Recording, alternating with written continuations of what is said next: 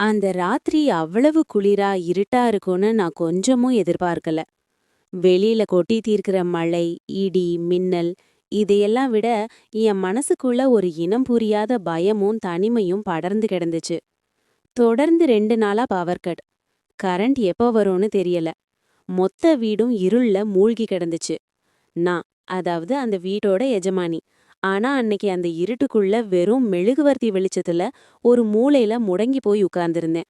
எனக்கு துணையா அந்த வீட்ல இருந்தது என் கணவரோட முதல் தாரத்து பையன் மட்டும்தான். அவனுக்கு ஒரு 20 வயசு இருக்கும். பாக்குறதுக்கு ரொம்ப அமைதியான பையன். எப்பப்பா கரண்ட் வரும் அப்படின்னு நான் ஒரு மாதிரி சலிப்போடவும் நடுக்கத்தோடவும் கேட்டேன். அதுக்கு அவன் ரொம்ப கேஷுவலா, எங்கம்மா கரண்ட் வரது, நேத்து ராத்திரி போன கரண்ட் இன்னும் வரல. நான் போய் விசாரிச்சப்ப இடி மின்னல் முடிஞ்ச பிறகுதான் வரும்னு சொல்றாங்க. ஏகப்பட்ட இடத்துல வயர் கட்டாயி கிடக்காமே அப்படின்னு சொன்னான். எனக்கு கோவமா வந்துச்சு. ஐயோ, நாளைக்கு தான் வருமா? ஏற்கனவே ரொம்ப கஷ்டமா இருக்கு. ஃபோன்ல சார்ஜ் இல்ல, நெட்வொர்க் சுத்தமா கிடைக்கல. சமைக்க முடியாம ஃபுட் ஆர்டர் பண்ணி சாப்பிட்டுட்டு இருக்கோம். இதுக்கு மேல என்னால இந்த இருட்டுலயும் குளிர்லயும் தாங்க முடியாது அப்படின்னு புலம்ப ஆரம்பிச்சேன். உண்மையிலே எனக்கு இருந்த பெரிய கவலையே என் கணவர பத்தி தான். அவர் வெளியூர் போயிருந்தாரு. இந்த மோசமான வானிலையில அவர் எங்க இருக்காரு, என்ன பண்றாருன்னு ஒரு தகவலும் இல்ல. காலையில பேசும்போது ஈவினிங் வந்துடுவேன்னு சொன்னாரு. ஆனா ராத்திரியாகியும் ஆள காணோம். ஒருவேளை எங்கேயாவது மாட்டிக்கிட்டாரோன்னு என் மனசு திக்கு திக்குன்னு அடிச்சுக்கிட்டு இருந்துச்சு. இது அவன்கிட்ட சொன்னப்ப அவன் ரொம்ப இயல்பா, அப்பா கண்டிப்பா எங்கேயாவது சேஃபா தான் இருப்பாரு. நெட்வொர்க் இல்லாததால கால் பண்ண முடியாம இருந்திருக்கும். நீங்க ஏம்மா தேவையில்லாம கவலைப்படுறீங்க அப்படின்னு சொல்லி என்னை சமாதானப்படுத்த பார்த்தான். ஆனா ஒரு பொண்டாட்டியா என் மனசு எப்படி கேக்கும்? அதே மாதிரி என் அக்காவ பத்தியும் எனக்கு கவலையா இருந்துச்சு. அவளும் தனியா இருக்கா. நான் அவளுக்கு ஃபோன் பண்ணி பார்த்தேன், ஆனா ரீச் ஆகல. இப்படி எல்லாரும் ஆளுக்கு ஒரு பக்கமா தனித்தனியா மாட்டிக்கிட்டோமே, எல்லாரும் ஒண்ணா இருந்திருந்தா கூட இந்த நேரத்துல ஒரு ஆறுதலா இருந்திருக்கும்னு நான் என் கவலைய வெளிப்படுத்தினேன். ஆனா அவன், அதெல்லாம் ஒண்ணும் இல்லம்மா. அவங்கவங்க வேலைய அவங்க பாத்துக்குவாங்க. நான் இருக்கேன்ல உங்க கூட. ஏன் பயப்படுறீங்க? சீக்கிரம் எல்லாம் சரியாயிடும்னு சொல்லி எனக்கு தைரியம் சொன்னான். ஆனா நேரம் ஆக ஆக வீட்ல குளிர் அதிகமாகிட்டே போச்சு. என்ன பண்றதுன்னே தெரியல. கீழ ஃபர்ஸ்ட் ஃப்ளோர்ல போய் உட்காந்துக்கலான்னு பார்த்தா, அங்க கொஞ்சம் விறகு கட்டைகள் இருந்துச்சு. அத வச்சு நெருப்பு மூட்டலான்னு பார்த்தா, அதுவும் ரொம்ப கம்மியா தான் இருந்துச்சு. இது நாளைக்கு காலை வரைக்கும் கூட வராதே, என்ன பண்றதுன்னு நான் மறுபடியும் புலம்ப ஆரம்பிச்சேன். சரி விடுங்கம்மா, பாத்துக்கலாம். நாளைக்கு காலையில எப்படியும் கரண்ட் வந்துடும்னு அவன் ஒரு நம்பிக்கையோட சொன்னான். அவனுக்கு இருக்கிற அந்த பாசிட்டிவ் எனர்ஜி எனக்கு பிடிச்சிருந்தாலும், என் உடம்பும் மனசும் அந்த குளிர தாங்க முடியாம நடுங்கிக்கிட்டு இருந்துச்சு. வெளியில மின்னல் வெட்டுற வெளிச்சத்துல அவனோட முகத்த பார்த்தேன். எவ்வளவு பெரிய பையன் ஆயிட்டான். ஒரு காலத்துல சின்ன பையனா இருந்தான். இப்ப என்ன தேத்துற அளவுக்கு வளர்ந்துட்டான்னு மனசுக்குள்ள ஒரு சின்ன சந்தோஷம் வந்தாலும், இந்த நிலைமைய எப்படி சமாளிக்க போறோன்ற பயம்தான் அதிகமா இருந்துச்சு. அப்படியே அந்த 2வது நாளும் முடிஞ்சு 3வது நாளும் வந்துருச்சு. நிலைமை இன்னும் மோசமாச்சு. பவர் வரவே இல்ல. வீடே ஒரு ஐஸ் பெட்டி மாதிரி ஜில்லுன்னு மாறிடுச்சு. நான் ரொம்பவே உடைஞ்சு போயிட்டேன். இதே மாதிரி போய்கிட்டு இருந்தா நாம எந்த ஆகுறதுன்னு சொல்லி நான் ஃபீல் பண்ண ஆரம்பிச்சேன். அது வரைக்கும் சாதாரணமா இருந்த அவன் என்னோட இந்த நிலைமைய பார்த்துட்டு, எந்த சிச்சுவேஷனா இருந்தாலும் அதுக்கு ஏத்த மாதிரி நாம அடாப்ட் ஆகிக்கணுமா, இப்படி கவலைப்படுறதுனால ஒரு பிரயோஜனமும் இல்ல. வாங்க ஃபர்ஸ்ட் போய் தூங்கலாம்னு சொல்லிட்டு என்ன மாடிக்கு கூட்டிட்டு போனான். அங்க போய் பெட்ல உட்கார்ந்தோம். குளிர் தாங்க முடியாம 2, 3 பெட்ஷீட்ட போர்த்திக்கிட்டோம். நான் என் 2 கைகளையும் வச்சு தேய்ச்சு சூடு பண்ண ட்ரை பண்ணேன். ஆனா எந்த பிரயோஜனமும் இல்ல. என் முகம் அப்படியே வாடி போய் இருந்துச்சு. அவன் என் பக்கத்துல வந்து உட்கார்ந்து, சும்மா விளையாட்டுக்கு சொன்னேன், நீங்க ஏன் இவ்ளோ சீரியஸா எடுத்துக்கிட்டீங்க? நாம வீட்ல தானே இருக்கோம், சேஃபா தானே இருக்கோம், அப்பா சீக்கிரம் வந்துடுவாருன்னு மறுபடியும் என்ன நார்மல் ஆக்க பார்த்தான். ஆனா என் மைண்ட் அதுல இல்ல. அப்பதான் அவன் என்னோட கவனத்தை திருப்புறதுக்காக டாபிக்க மாத்துனான். சரி அத விடுங்கம்மா. நீங்க அப்பாவ கல்யாணம் பண்றதுக்கு முன்னாடி யாரையாவது லவ் பண்ணீங்களா? உங்க லவ் லைஃப் எப்படி இருந்துச்சு?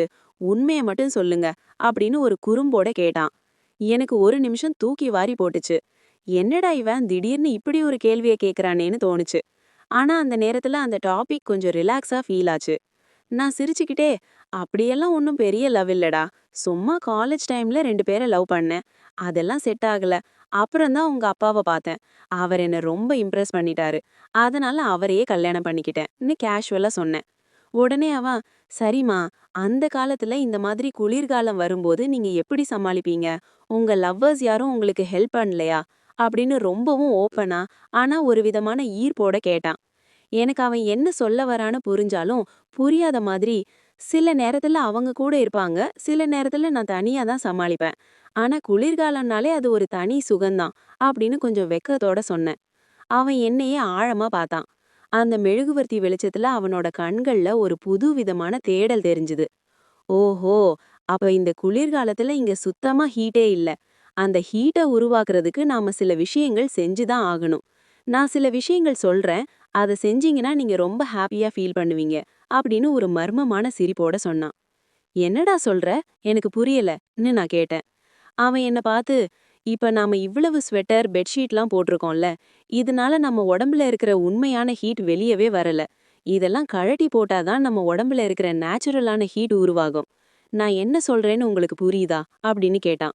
எனக்கு தூக்கி வாரி போட்டுச்சு. எனக்கு அவன் என்ன மீன் பண்றான்னு எனக்கு தெளிவா புரிஞ்சிருச்சு. ஒரு பையன் அவனோட சித்தி கிட்ட இப்படி பேசுறது எவ்வளவு பெரிய தப்பு. ஏய், என்னடா உளர்ற? இதெல்லாம் ரொம்ப தப்பு. நாம இப்படி பேசவே கூடாதுன்னு நான் தடுத்தேன். ஆனா அவன் விடல. இதுல தப்பு ஒண்ணும் இல்லம்மா. இது ஜஸ்ட் ஒரு ஃபன். வெளியில எவ்வளவு பெரிய நெருப்ப உருவாக்குனாலும் நம்ம உடம்புக்குள்ள இருக்கிற நெருப்பு மாதிரி அது வராது. அந்த நெருப்ப நாம உருவாக்கணும்னா இத செஞ்சு தான் ஆகணும். நீங்க ஃபர்ஸ்ட் ஸ்டார்ட் பண்ணுங்கன்னு சொல்லி என்ன வற்புறுத்துனான். எனக்கு என்ன பண்றதுன்னே தெரியல. ஒரு பக்கம் தப்புன்னு தோணுச்சு. ஆனா இன்னொரு பக்கம் அந்த தனிமை, அந்த இருட்டு, என்ன கொல்லும் அந்த குளிர், இது எல்லாமே என்ன ஒரு விதமான மாயக்குள்ள தள்ளுச்சு. என் மனசுக்குள்ள இருந்த தடுப்புகள் எல்லாம் மெல்ல மெல்ல உடைய ஆரம்பிச்சது. சரி, அவன் சொல்றதையும் தான் செஞ்சு பாப்போமேன்னு ஒரு தைரியத்துல நான் போட்டிருந்த அந்த கனமான ஸ்வெட்டரை கழட்டினேன். அவன் என்னையே பார்த்தான். அவனோட பார்வையில ஒரு விதமான போதை இருந்துச்சு. என்னம்மா, நீங்க இவ்வளவு அழகா இருக்கீங்க. இப்பதான் எனக்கு புரியுது. அப்பா ஏன் உங்க அழகுல மயங்கி உங்கள 2வது கல்யாணம் பண்ணிக்கிட்டாருன்னு. நீங்க ரொம்ப வெயிட்டு தான் போங்க அப்படின்னு சொல்லி கண்ணடிச்சான். எனக்கு வெக்கம் பிடுங்கி தின்னுச்சு. போதும்டா, வழிஞ்சது, போய் தூங்கு அப்படின்னு சொல்லிட்டு நான் பெட்ல போய் படுத்தேன். ஆனா அவன் தூங்க போற மாதிரி தெரியல. என் பக்கத்துல வந்து படுத்தான். என்னோட உடம்பு குளிர்ல நடுங்கிக்கிட்டு இருந்துச்சு. ஆனா அவனோட ஸ்பரிசம் படும்போது என்னுள் ஒரு புது வெப்பம் பரவுறத என்னால உணர முடிஞ்சுது. அவன் என்ன தொட்ட விதம், அந்த மெழுகுவர்த்தி வெளிச்சம், வெளியில அடிச்ச புயல் எல்லாமே சேர்ந்து என்ன படுத்தி எடுத்துச்சு. நான் மெல்லமா அவன்கிட்ட, இது தப்புடான்னு சொன்னேன். ஆனா என் குரல்ல அந்த எதிர்ப்பு இல்ல. அவன் என் காதருகே வந்து, நீங்க தானம்மா சொன்னீங்க ஹீட்டிங் ப்ராசஸ் வேணும்னு, இதுதான் அந்த ஹீட்டிங் ப்ராசஸ்ன்னு சொல்லிட்டு என்ன நெருங்குனான். அதற்கு பிறகு அந்த அறையில் குளிர் இல்லை, வார்த்தைகள் இல்லை, வெறும் மூச்சு காற்றும் உடல்களின் உராய்வினால் ஏற்பட்ட அனலும் மட்டும்தான். அவன் எனக்கு கொடுத்த அந்த வெப்பம் 2 நாளா நான் அனுபவிச்ச அத்தனை குளிரையும் விரட்டி அடிச்சுது. நான் நினைச்சு பார்க்காத அளவுக்கு ஒரு புது உலகத்துக்கு என்ன கூட்டிட்டு போனான். அந்த இருட்டான இரவு என் வாழ்க்கையில மறக்க முடியாத ஒரு வசந்த காலமா மாறிப்போச்சு. சில மணி நேரங்கள் கழிச்சு நாங்க 2 பேரும் ரொம்ப ரிலாக்ஸ்டா ஒருத்தர ஒருத்தர் பார்த்து சிரிச்சுக்கிட்டு படுத்திருந்தோம்.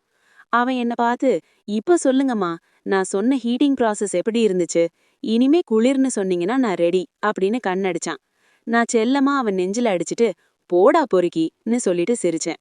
உண்மையில அன்னைக்கு அவன் மட்டும் அப்படி ஒரு முடிவை எடுக்காம இருந்திருந்தா, அந்த குளிர்லயும் தனிமையிலயும் நான் செத்தே போயிருப்பேன்.